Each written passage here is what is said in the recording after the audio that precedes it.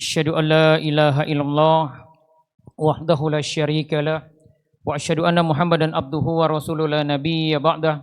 Allahumma salli wa sallim ala sayidina Muhammadin wa ala alihi wa sahbihi wa man tabi'ahum bi ihsanin ila yaumiddin. Allahumma ati anfusana taqwaha wa zakkiha fa anta khairu man zakkaha anta waliyuha wa maulaha. Allahumma anfa'na bima 'allamtana wa 'allimna ma yanfa'una warzuqna uluman tanfa'una wa zidna ilman. Rabbana zidna ilman warzuqna fahman. Amin ya rabbal alamin. Jamaah rahimakumullah. Bersyukur kita kehadirat Allah di siang hari ini Allah masih izinkan kita untuk bisa melaksanakan salah satu kewajiban kita, sholat zuhur secara berjamaah. Dilanjutkan dengan ikut kajian, dan ini insya Allah merupakan tanda-tanda kebaikan Allah buat kita ya. Dan insya Allah pembahasan kita hari ini spesial ya, terkait tentang bagaimana agar hidup kita lebih bermakna. Banyak orang hidupnya terlihat baik-baik saja gitu. Ada pekerjaan, punya jabatan ya, punya keluarga, punya istri, punya aktivitas ya, punya kesibukan ya, setiap hari sibuk, bangun pagi, kerja, istirahat, ya, besok ulangi lagi begitu. Secara lahiriah berjalan normal gitu. Tapi kalau kita mau jujur ya, pada diri sendiri, kadang munculkan perasaan hati terasa capek, ya, lelah menjalani kehidupan ini, hidup terasa hampa, ya, aktivitas terasa seperti rutinitas. Seolah hidup berjalan tapi tidak benar-benar bermakna. Bahkan ada orang yang berkata, saya tidak kekurangan apa-apa, tapi entah kenapa hati ini terasa kosong. Nah, fenomena ini bukan hanya terjadi pada orang miskin, terjadi juga kepada orang-orang yang Allah takdirkan dia kaya, gitu. Yang hidupnya terlihat cukup. Karena memang masalah terbesar dalam kehidupan ini terhadap diri kita kepada manusia itu bukan kekurangan materi. Jadi masalahnya adalah kehilangan makna dalam hidupnya. Karena itu insya Allah hari ini bahasan kita adalah bagaimana kita mengevaluasi dan menata ulang diri kita. Ya. Jadi krisis terbesar manusia modern bukan krisis materi, tetapi krisis makna. Ya. Meaning krisis, banyak yang sukses secara dunia tetapi kosong secara makna. Apa sih hidup bermakna itu? Hidup yang berarti. Kita merasakan sebuah suasana hati yang bahagia, yang tenang ketika kita melakukan aktivitas itu. Ya. Jadi pembahasan makna dalam hidup ini merupakan jawaban pertanyaan yang paling mendasar ya, bagi setiap manusia. Pertanyaan yang mendasar itu adalah untuk apa saya hidup sebenarnya? Mengapa saya melakukan semua ini? Ya. Kenapa kita rutinitas setiap hari bekerja? Ya. Dan apa nilai dari keberadaan kita di dunia ini? Karena gini, faktanya kita itu kondisi orang zaman sekarang, ekstrim kanan, ekstrim kiri. Satu sisi ada yang stressful, tapi satu sisi ada orang yang kosong tanpa makna gitu. Nah, supaya agak nyambung ini materinya, kita evaluasi sejauh mana kondisi diri kita. Ini ada beberapa tanda hidup yang kurang bermakna. Yang pertama, hati mudah kosong atau gelisah, ya, mudah kosong dan gelisah. Sering merasa hampa tanpa sebab. Pencapaiannya, jadi kenikmatan yang Allah berikan hari ini, punya jabatan, punya keluarga, punya pekerjaan, itu tidak memberinya sebuah kepuasan. Target tercapai tetapi biasa aja rasanya di kita. Gitu. Kurang rasa syukurnya. Dan kalaupun bahagia, bahagianya hanya sebentar. Gitu. Nah, ini sebuah tanda hubungan kita dengan Allah yang lemah. Itu tanda pertama. Yang kedua, hidup hanya mengejar dunia. Sibuk tapi tidak tahu untuk apa, karena hanya sebatas dunia aja. Dan apalagi kalau ada rasa takut kehilangan dunia, gimana ya, saya sebentar lagi pensiun, nanti gimana kalau setelah pensiun. Nah, kalau rasa-rasa itu ada, hati-hati nih, jangan-jangan selama ini kita hanya sebatas ngejar dunia. Yang ketiga, kehilangan arah tujuan hidup. Bangun pagi tanpa semangat, ya. Merasa rutinitas, jadi kita merasa diri kita seperti mesin, terus sering bertanya, sebenarnya apa yang aku cari dalam hidup ini? Untuk apa ya, aku hidup? Yang keempat, amal ibadah jadi beban. Jadi hanya rasa itu hanya sekedar menggugurkan kewajiban. tidak merasakan nikmat dalam ibadah. Sholat hanya sekedar ngugurin kewajiban aja, tidak ada sebuah kenikmatan gitu. Baca Quran juga begitu. Harusnya terasa tenang, nikmat, tapi rasa itu hilang. Nah ini tanda-tanda kita hidupnya kurang bermakna.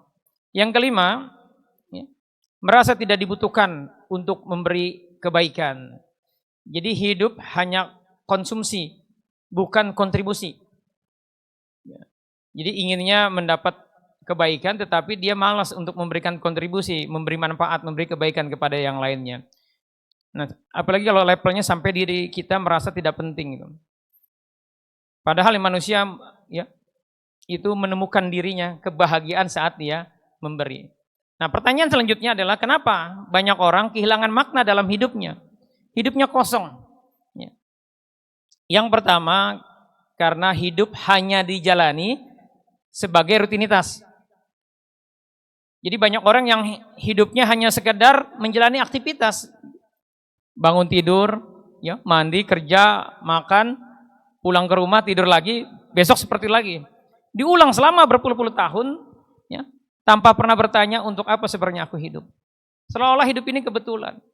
Apalagi mohon maaf ya kalau sampai kita merasa capaian dunia kita hari ini, karir kita yang bagus dibanding rekan kerja kita satu angkatan, itu kita anggap sebagai sebuah jeripayah kita gitu. Karena kehebatan kita. Padahal sesungguhnya itulah nikmat Allah. Kebaikan Allah yang jadi concern kita adalah itu terkonversi jadi pahala buat kita gitu. Ya.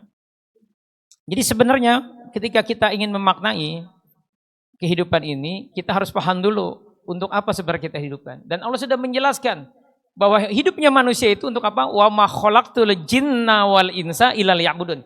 Tidak diciptakan jin dan manusia kecuali satu, tugasnya ngabdi sama Allah. Allah pakai kata illa, kecuali. Kalau saya katakan di Masjid Al-Badar ini ada si Fulan, mungkin nggak Pak? Ada orang lain di masjid ini? Mungkin. Tapi kalau kalimat saya, ya, tidak ada seorang pun kecuali si Fulan, maka hanya si Fulan lah yang ada di masjid itu. Dan Allah untuk menjelaskan tujuan kita hidup pakai kata illa. Tidak diciptakan kita kecuali satu, tugasnya ngabdi kepada Allah. Jadi seharusnya apapun aktivitas kita niatkan untuk Allah. Nah, permasalahannya banyak orang kehilangan makna. Kenapa? Karena hidupnya hanya jalanin rutinitas. Ya. Takut kena teguran, kena SP. Ya. Nah, aktivitas jika tidak dihubungkan dengan Allah, maka aktivitas itu akan kehilangan maknanya. Ini evaluasi kalau kita seringkali awal tahun ya, atau kuartal pertama gaji naik semangat gitu. Kalau hanya sebatas uang, nanti juga akan turun lagi motivasinya. Gitu. Ini yang pertama. Yang kedua, kenapa orang banyak kehilangan makna dalam hidupnya? Karena tujuan hidup digeser hanya sebatas dunia. Banyak orang yang menjadikan uang itu obsesi utamanya. Jabatan, kenyamanan. Ya. Jadi kenyamanan dunia menjadi tujuan hidupnya. Padahal itu bukan tujuan akhir dari kehidupan kita. Dan Allah sudah mengingatkan ya, bahwa kehidupan dunia ini wamal hayatud dunya ila mataul ghurur. Kehidupan dunia itu menipu. Jadi pensiunnya Bapak Ibu yang bekerja di sini itu bukan akhir dari kehidupan. Keriputnya kulit kita itu bukan akhir kehidupan kita. Ya. Jadi penting bagi kita memahami ya, tentang hakikat dari dunia ini. Jadi begini, kalau tujuan kita sebatas dunia, maka kita akan selalu merasa kurang, gelisah, dan tidak akan pernah puas. Karena memang dunia ini dirancang sama Allah bukan untuk memuaskan hati kita. Yang bisa memuaskan hati kita, membuat ketenangan, kita bahagia adalah ketika kita dekat sama Allah. Ini kita pahami hakikat dunia. Ya, ini penting kita sambil mereview Pak ya, diri kita. Allah sudah katakan dalam Al-Quran terkait tentang dunia adalah kullu man 'alaiha fan. Semua yang ada di bumi ini akan binasa. Sifatnya sebentar atau sementara, sedikit, terbatas, dan menipu atau memperdaya. Itulah tabiat dunia. Contoh Ramadan kemarin kita tidak sahur, lapar. Karena nggak sahur, terus dalam hati pokoknya nanti kalau sudah maghrib saya mau makan apa sop kambing yang enak lah, makanan yang enak gitu. Begitu beduk makan, baru minum air putih aja sudah kenyang. Mungkin mangkok pertama dari makanan itu terasa nikmat gitu. Tetapi begitu kita makan mangkok kedua dengan rasa yang sama, pembuatnya sama, rasanya sama Pak? Beda. Mangkok ketiga bisa jadi enak gitu. Itulah hakikat dunia. Jadi kalau kita hanya sebatas orientasi dunia, itulah jangan-jangan penyebab kenapa kita jadi hidup itu kurang bermakna. Merasa bosan. Ya. Yang berikutnya, yang ketiga, kenapa banyak orang kehilangan makna hidup adalah hidup terlalu fokus terhadap apa yang kurang. Jadi banyak orang sebenarnya cukup, bahkan impian orang lain hidupnya. Tetapi pikirannya fokus apa yang belum dimiliki. Waktu masih bujang punya motor, belum punya motor, pengen punya motor. Begitu punya motor ngelihat temennya, tetangganya punya mobil, pengen punya mobil. Ya. Terus fokusnya sama yang belum tercapai. Cita-cita mau jadi manajer, begitu jadi manajer stres karena pressure dari atasannya tinggi, anak buahnya sulit dikendalikan, ya. Terus fokusnya sama yang belum berhasil.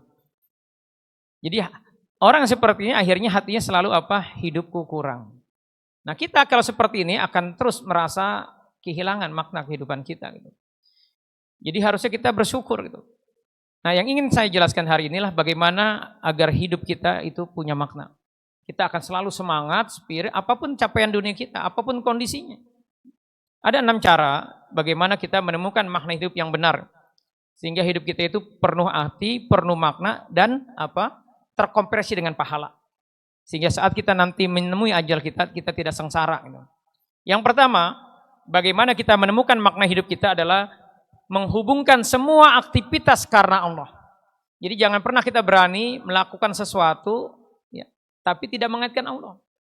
Termasuk duduk hari ini nih, atau Bapak lagi kongko-kongko ya, sama tetangga, tanya ini kira-kira Allah ridho gak? Kira-kira dapat pahala gak? Nah ini saya kasih contoh nih. Jadi aktivitasnya sama bisa punya makna yang berbeda. Ada 2 orang yang sama-sama bekerja. Yang satu bekerja hanya semata untuk uang. Yang satu lagi bekerja dengan niat menafkahi keluarga. Menjalankan amanah Allah. Mencari rezeki halal untuk keluarganya. Ini rasa di hatinya beda. Semangatnya beda. Sikapnya juga beda, apalagi kalau ditegur atasan. Ya. Kalau yang sebatas hanya uang mungkin pusing gitu. Apalagi ternyata dia telat dipotong uang ininya, uang gajinya. Tetapi kalau niatnya karena Allah, menafkahi keluarga itu kan perintah Allah. Apapun capaiannya dia pasti akan ridho. Jadi aktivitasnya sama tetapi spiritnya, maknanya berbeda jauh. Dan semua amal itu tergantung daripada niatnya. Jadi penting kita selalu mengevaluasi setiap aktivitas kita. Ini kita semangat kerja, sebenarnya kita lagi ngejar karir, ya hanya semata itu, semata karena gaji, atau sebenarnya kita lagi menjalankan perintah Allah. Jadi penting kita mengawasi, karena itu penting kita meluruskan niat dan tujuan hidup kita. Seseorang itu, dia akan selalu kehilangan makna, tidak semangat, moody, ya emosinya swing ketika dia belum selesai urusan untuk apa dia hidup. Jadi setiap kita harus punya visi misi hidup yang benar dan jelas, sesuai yang Allah mau. Jadi hidup tanpa tujuan itu tujuan yang tidak jelas, arah hidupnya akan buang-buang waktu. Kita sebagai laki-laki Pak, ya itu setiap hari harus punya tujuan, apa yang kita mau lakukan. Tetapi tujuan besarnya selesai dulu. Apa tujuan besar kita? Visi seorang muslim adalah hidup itu untuk mencari ridho Allah. Ini clear dulu. Karena pemilik kehidupan ini Allah dan hidup kita itu amanat Allah. Bukan kemauan kita hidup ini. Kita diamanatkan dan Bapak kerja di dinas teknik ini itu takdir Allah. Amanat kita di sini kerja. Maka Pak, harusnya kita maksimal. Dan orang-orang yang sudah clear visi hidupnya mencari ridho Allah dan masuk surga, ya, insya Allah dia akan jelas. Selalu mengisi hari-harinya, kerja-kerjanya, ya, nggak berani triki-triki, ya, apalagi korupsi, karena dia tahu ini berbahaya untuk masa depannya. Caranya gimana misinya? Dengan kita mengamalkan surat Al-Asr. Wal 'asr demi masa innal insana lafi khusr. Manusia hidup akan rugi kecuali 4 ini dilakukan, kata Allah. Pertama apa? Ilal ladzina amanu. Kecuali kita yakin kepada Allah dan janji Allah. Yang kedua, wa amilis sholihat. Kita melakukan kebaikan amal soleh. Kita sholat, ya, melaksanakan semua perintah Allah. Tetapi ini kata Allah nggak cukup. Kita diminta watawasau bil haq, peduli kepada orang lain. Memberi kontribusi, memberi kebermanfaatan dalam rangka kita mencari bekal Allah. Dan yang keempat, watawasau bil sabr. Kita diminta sabar menjalani semua itu. Sabar dalam ketaatan menjalani perintah Allah. Sabar dalam bekerja, bisa jadi bos kita emosional. Tapi karena kita niatnya nyari nafkah keluarga, kita bersabar di situ. Ya. Sabar ketika tanggal tua, apalagi kalau tanggal tua istri suka tantrum, cerewet, kita bersabar dengan istri kita ya. Terus sabar atas semua ujian yang Allah berikan kepada diri kita dan sabar untuk tidak bermaksiat. Ketika peluang untuk manipulasi, untuk korupsi ada, tapi kita bersabar menahan itu. Padahal bisa jadi capaian kita kalah dengan yang lainnya. Kita bersabar, Masya Allah ya. Itu insya Allah hidupnya akan penuh dengan kemaknaan. Akan ada keberkahan bagi keluarganya. Nah, dari visi yang jelas ini, ya, itu akan turun ya, menjadi hamba-hamba yang bertakwa, orang tua yang soleh, profesional yang amanah, ya, atau kerja dakwah sosial memberi kebermanfaatan buat masyarakat. Dan ini akan membantu kita menghindari hal-hal yang aktivitas yang tidak relevan ya, atau buang-buang waktu. Ya. Jadi niatkan semua aktivitas kita untuk ibadah kepada Allah. Ya. Karena tanpa niat karena Allah, hidup kita akan sia-sia. Waktu yang kita pakai, sesungguhnya hakikat waktu itu kan seperti batu es, mau dipakai nggak dipakai, dia akan mencair, dia akan habis. Jadi pastikan kita bekerja, belajar, bahkan istirahat kita niatkan karena Allah. Ya. Yang berikutnya, yang kedua, bagaimana kita menemukan makna hidup agar hidup itu senantiasa semangat adalah menyadari bahwa hidup adalah perjalanan menuju Allah. Kita sedang menuju satu titik, Pak, yaitu Allah. Kematian itu bukan batas dari akhir kehidupan kita. Tetapi pasca kematian kita, ini kita lihat ini. Kita sekarang ini ada di alam dunia. Paling lama top level kalau kita kesehatannya bagus 90. Tapi sudah jarang orang sekarang 90 tahun. Tapi kalaupun 90 tahun, maka masa setelah kematian kita, alam kubur, ya, alam barzakh, terus ada padang mahsyar, ada yaumul hisab, nanti ada mizan, ya. Ada kita melalui jembatan Shiratal Mustaqim, itu masanya ribuan tahun, lama. Dan masa setelah kematian kita ditentukan hari ini, saat kita masih hidup.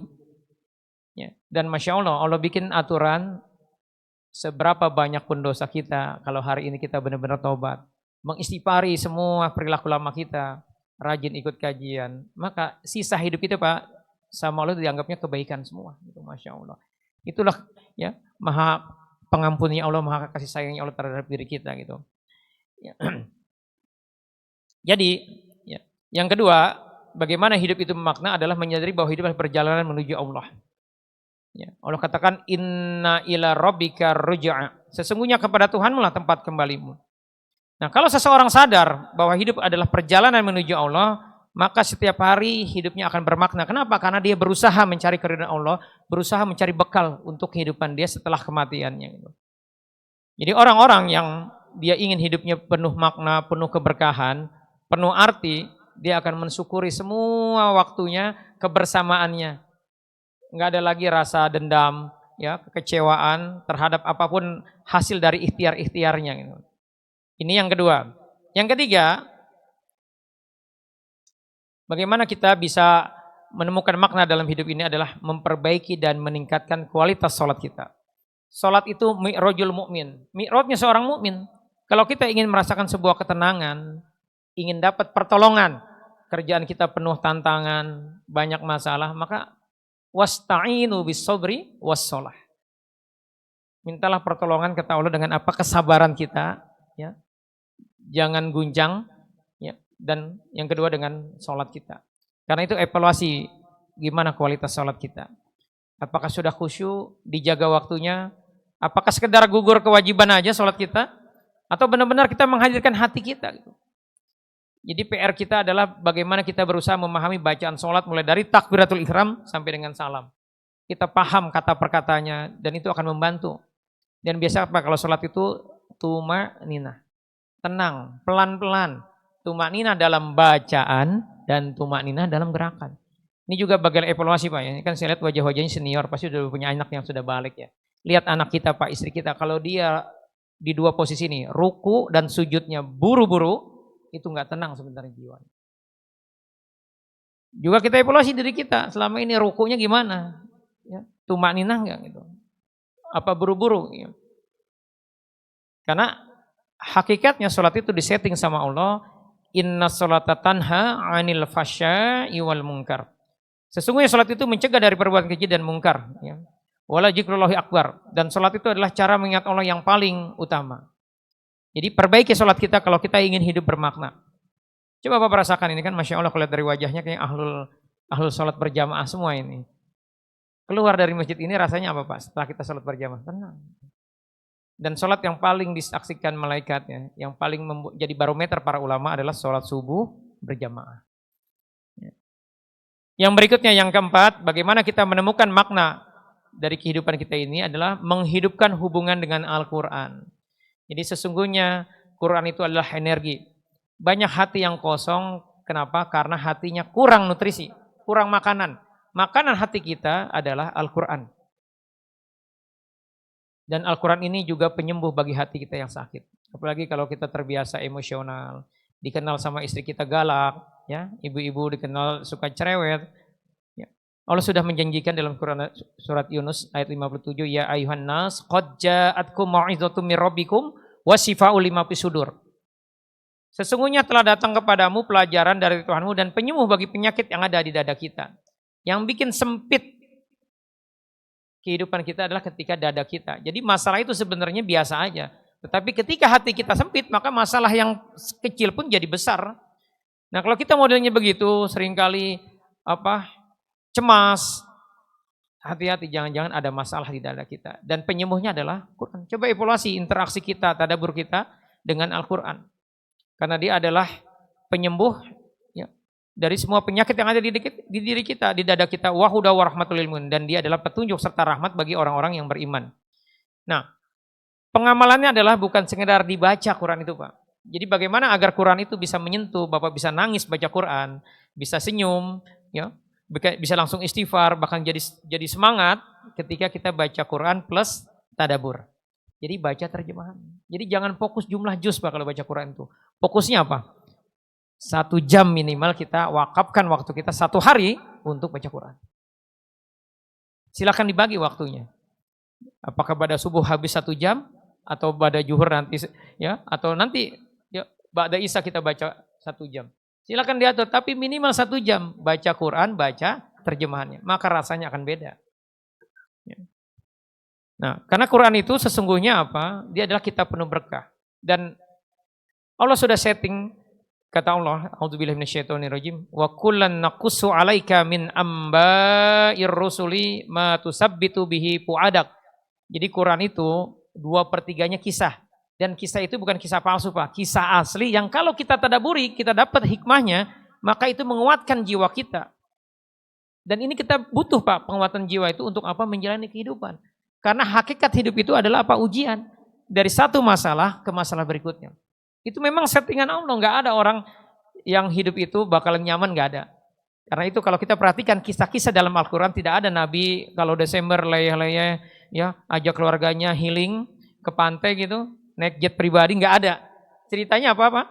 Ceritanya dari satu ujian ke ujian berikutnya. Dan bagaimana Allah menceritakan sikap para Nabi, para salafus soleh dalam menghadapi ujian tersebut. Dan kisah-kisah itu kalau kita tadaburi, itu akan memberikan nutrisi, energi bagi jiwa kita sehingga kita jadi kuat menjalani kehidupan ini. Dan itu kita butuhkan karena hidup kita pasti diuji. Ada 5 model ujian yang akan Allah berikan kepada kita. Wala nablunakum bisai minal khauf, rasa takut. Takut nanti kalau jabatannya hilang, ya. Takut kalau nanti kena penyakit, tuanya udah pensiun kena stroke. Ada rasa-rasa itu kan di hati kita. Itu memang udah setting sama Allah, ya. Minal khauf wal ju', kelaparan, wa naqsi minal amwal, kekurangan harta, wal anfus, kekurangan jiwa itu sakit. Ada rasa-rasa itu, wasamarat, dan kekurangan buah. Jadi setiap kita pasti diuji, dan ujian itu sebenarnya tanda cinta Allah, ya. Maka penting bagi kita untuk senantiasa mentadaburi Al-Quran agar jiwa kita ini kuat. Tahu cara bersikap terhadap permasalahan yang sedang kita jalani. Yang berikutnya, yang kelima, bagaimana kita menemukan makna hidup adalah memperbanyak amal yang bermanfaat bagi orang lain. Begini Pak, sederhananya. Punya uang banyak enak Pak? Enak banget gitu kan. Tetapi sesungguhnya yang membahagiakan kalau uang itu dipakai buat orang lain. Dan sedekah itu terbaik siapa Pak? Zawil kurba. Bapak kalau pengen karirnya bagus, ya, bisnisnya lancar, bye-bye sama istri Pak. Kita itu mohon maaf ya, laki-laki itu kan settingannya apa Pak? Orientasinya seks. Perempuan Pak, orientasi itu materi. Maka kalau Bapak istilahnya murah ya, maksudnya dermawan kepada istri, bahagia dia. Jadi kalau kita suka pusing, istri suka ngomel, jangan-jangan dia nggak bahagia. Cara bahagia gampang Pak.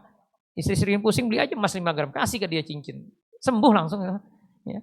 Dan itulah ya, memberi kebermanfaatan itu sesungguhnya memberi kebaikan. Allah sudah setting Pak, in asantum li anfusikum. Kalau kita ngasih kebaikan, kebaikan itu akan balik kepada diri kita. Jadi evaluasi juga nih, masih bakhil nggak kita Pak? Karena ujian laki-laki itu bakhil, pelit. Dan repot kita kalau kita bakhil sama istri kita. Ya. Jadi salah satu sumber makna hidup adalah memberi manfaat. Rasulullah ya, sudah mempromosikan khairun nas anfa'uhum linnas. Sebaik-baik manusia adalah yang bermanfaat bagi orang lain. Karena itu Pak, pastikan nih kerjanya niatin Bapak. Bagaimana nih tim ini mereka bisa nyari nafkah terbaik buat keluarganya. Ya. Bagaimana tim Bapak itu bisa terus karirnya bagus gitu. Nah, hidup bermanfaat itu adalah hidup memberi dampak atau kebermanfaatan. Jadi hidup itu harus memberi manfaat. Wa tawassaw bil haq itu saling menasihat dalam kebaikan itu adalah dalam rangkaian apa? Kontribusi. Harus ada kebermanfaatan, Pak. Bapak nanam pohon mangga 5 tahun nggak berbuah, Bapak tebang masih. Kita kerja di sini, tetapi kita paling pasif, ya udah. Alamat nggak akan naik jabatan kita. Kenapa? Karena nggak ada kebermanfaatan terhadap diri kita. Maka evaluasi. Ya. Sejauh mana kebermanfaatan kita buat orang lain. Dan memberikan kebaikan kepada orang itu membuat diri kita hati kita jadi bahagia. Ya. Yang berikutnya, yang keenam, yang terakhir, bagaimana kita menemukan makna hidup adalah senantiasa bersabar dalam ujian dan bersyukur atas nikmat. Jadi hidup bermakna itu bukan tanpa masalah, pasti ada masalah. Karena kita harus tadaburi Pak, kenapa Allah kok ceritakan kisah Nabi bukan kebahagiaan mereka bersama istrinya, tetapi satu masalah ke masalah berikutnya. Nabi Ibrahim Pak, Bapak kalau jadi Ibrahim pasti minta pensiun segera tuh, minta pensiun dini. Waktu muda dibakar ujiannya. Begitu punya anak usia 80-an tahun. Baru punya anak, anaknya suruh taruh di Mekah, tempat yang kering, susah air. Terus ditinggalin. Begitu ditinggalin, balik lagi, anaknya suruh disembelih. Minta pensiun, kita jadi nabi masih. Kok gini amat hidup gitu kan. Itu diceritakan kepada kita Pak. Apa hikmahnya? Apa logika Pak yang dipakai oleh Nabi Ibrahim dan anaknya Nabi Ismail? Kenapa Nabi Ismail mau disembelih Pak? Kalau Bapak jadi Ismail mau Pak disembelih sama bapaknya? Kenapa Nabi Ibrahim anak yang ditunggu-tunggu disuruh disembelih mau? Kenapa Pak? Karena paham bahwa hidup itu harus ibadah. Karena semua itu perintah Allah. Konsekuensinya apa Pak kalau kita menjalankan perintah Allah? Surga. Jadi Nabi Ismail logika yang dipakai adalah ini harus kita pahami Pak, dan ini tolong sampaikan ke anak-anaknya. Bahwa kenapa Nabi Ismail mau disembelih bapaknya? Karena perintah Allah. Dan kematian itu hanya pintu gerbang untuk dapat apa? Kenikmatan yang abadi di surga. Jadi itu logika yang dipakai. Jadi dia bersabar dengan ujiannya karena tahu ini dibayar mahal kita oleh Allah. Jadi kalau hari ini Pak kita merasakan ujian-ujian, itu tandanya Allah lagi sayang sama kita. Allah ingin menaikkan level kita. Maka jangan guncang, jangan marah, apalagi dendam. Sabar aja. Karena hakikat dari kehidupan ini la yukallifullahu nafsan illa wus'aha. Kita nggak bakal diuji oleh Allah kecuali kita sebenarnya pasti sanggup. Nah, setan, apalagi kalau Bapak ada jin jawaranya di dalamnya, ya, di dalam tubuhnya ada numpang hidup dari leluhur, ya, atau dari amalan-amalan batil Bapak, itu pasti dibikin keruh terus hati kita. Tersinggung ketika ditegur atasan, ya, ketika anak buah, ya, nggak sesuai dengan KPI, marah kita. Jadi mudah marahnya. Itu hanya permainan setan dan dampaknya kalau kita seringkali stres dalam kerja, kita juga akan emosional di rumah. Jadi biasakan kita pasti ada hikmahnya dalam setiap peristiwa itu. Nah, makna hidup itu nanti akan muncul pada dari cara kita menyikapinya. Dan hidup itu tidak selalu mudah. Karena hidup memang bukan tentang kenyamanan, tetapi tentang pengorbanan. Dan bayaran Pak dari kesabaran kita, pengorbanan kita. Bapak mau capek-capek bekerja nyari nafkah, diomelin bos, ya Bapak tetap bersabar nyari nafkah buat keluarga, balasannya surga Pak. Ya. Ini saya kasih ilustrasi nih Pak ya. Gambar surga Pak. Pak, bisnis apa kira-kira kalau dalam 20 tahun Bapak dikasih kesempatan hidup bakal punya properti istana sebesar Masjid Istiqlal, bahkan lebih besar dari Masjid Istiqlal tapi dari emas. Terus dapat istri 72 Pak, minimal loh. Coba bisnis apa Pak? Dikasih waktu 20 tahun. Ya, modalnya dikasih sama Allah tapi bisa kasih profit, punya istana mewah, punya istrinya 72. Bapak mau punya 2 aja ribet kan? Tapi kalau hari ini nih Bapak memutuskan bahwa hidupnya karena Allah. Bapak kerja, Bapak mau berbakti, ya memaksimalkan ya profesionalisme bekerja, terus baik sama istri, baik sama anak, Bapak sholatnya berjamaah, Bapak berusaha untuk tidak bermaksiat kepada Allah. Ini keluar wajah-wajahnya kan, 20 tahun lagi mati, dapat semua itu Pak. Jadi sebenarnya hidup itu indah kalau kita mau bersyukur. Dan Allah sudah jelaskan, ada jutaan orang di kuburan kata Allah. Ketika mereka sudah dikubur, satu cuma permintaannya Pak, bukan minta jadi kepala cabang lagi, bukan jadi direktur lagi, tapi cuma minta satu, robir jiun, ya Allah tolong hidupin saya lagi. Karena setelah mati baru sadar hidup itu nikmat. Jadi kalau hari ini bibirnya sering kali begini, susah senyum kata istri, masih galak Pak, ada yang masalah di hati kita. Kita kurang bersyukur. Ini evaluasi Pak. Jangan sampai Bapak soleh, sholatnya berjamaah, tapi kata istri galak gitu. Ya kata rekan kerja suka ngegas, apalagi senangnya gebrak meja gitu. Atau hari ini masih menyimpan dendam sama atasan, ya sama bawahan gitu. Nah ini yang keenam. Jadi luruskan definisi bahagia kita Pak. Orang sekarang ini hidup itu tumbuh sekolah supaya apa Pak? Sukses. Kerja supaya kaya. Terus menikah supaya bahagia. Punya anak supaya lengkap hidupnya gitu. Tapi realitasnya semakin tinggi target kenyamanan kita, semakin tinggi potensi kecewa kita. Jadi masalahnya bukan pada ujiannya, masalahnya pada ekspektasi kita, Pak. Harapan kita bahwa hidup itu harus nyaman. Ya. Ini kan settingannya Yahudi, Pak. Supaya orientasi kita sebatas dunia, rugi. Karena dunia itu, Pak, tadi apa? Semakin lama semakin enggak nikmat. Sementara semu dan memperdaya gitu. Padahal Allah tidak pernah menjanjikan hidup nyaman di dunia. Allah menjanjikannya hidup bernilai. Jadi mari kita Pak pelan-pelan turunkan ekspektasi kita naikkan keimanan kita, keyakinan kita dengan janji Allah. Ya, terutama rasa syukur kita karena setan itu targetnya cuma satu, iblis itu. Dendam sama kita targetnya wala tajidu aksyarum syakirin. Akan aku bikin manusia itu kurang bersyukur, ngeluh melulu. Banding-bandingin hidupnya sama tetangganya, sama rekan kerjanya. Jadi bawaannya apa? Lemes aja. Ya. Jadi evaluasi kalau kita suka ngeluh, suka banding-bandingin capaian dunia kita dengan rekan kerja kita, ya, ini akan sempit hati kita gitu. Jadi evaluasi Pak kehidupan kita ya dengan indikator Quran ini. Apakah orientasi kita sudah akhirat atau masih sebatas dunia? Apa nih yang gerakin kalau kita semangat nih? Ya, yang gerakin ini sebenarnya apa? Karena gini, tanda Bapak masih pakai nafsu bukan karena Allah adalah seringkali kecewa dengan kebaikan. Ibu-ibu ngancem. Ini ada ibu-ibu kan ya? Ngancem, nggak mau bikin kopi lagi suami gara-gara suami kedapatan apa? Chatting dengan janda sebelah.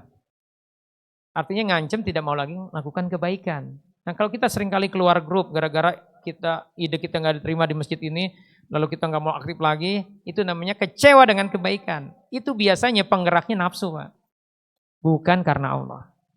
Orang yang penggeraknya karena Allah, niatnya karena Allah, nggak peduli sama hasil. Yang penting dia sudah lurusin niat, sudah maksimal ikhtiarnya. Hasil diserahin karena nggak kebetulan dalam hidup ini. Gitu. Jadi level keyakinannya harus sampai seperti itu. Terus apakah amal kita memenuhi syarat ikhlas atau ittiba sudah mengikuti petunjuk?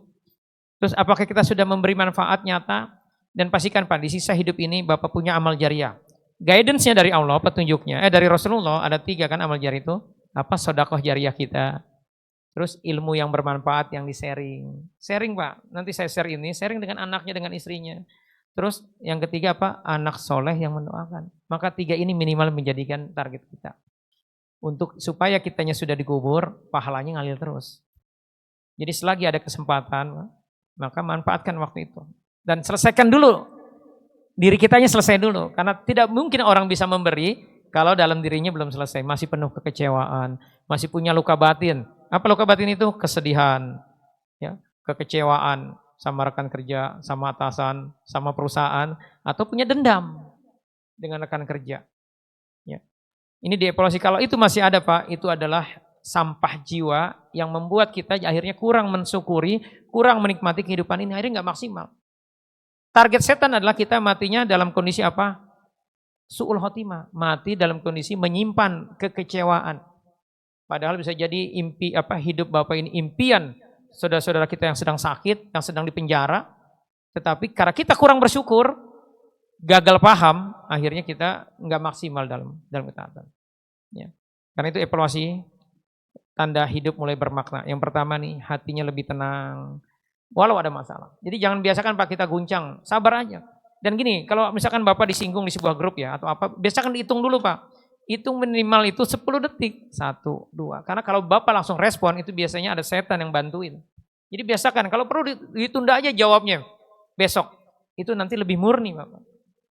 Jadi jangan biasakan kita reaktif, jadi biasakan kita tenang. Apapun masalahnya, tenang aja karena itu pasti selesai, pasti baik-baik saja.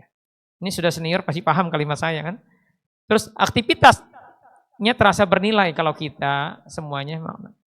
Jadi orang beriman itu Pak, bantu orang, mudahkan urusan orang, bantu rekan kerja, dia nggak berharap balasan terima kasih.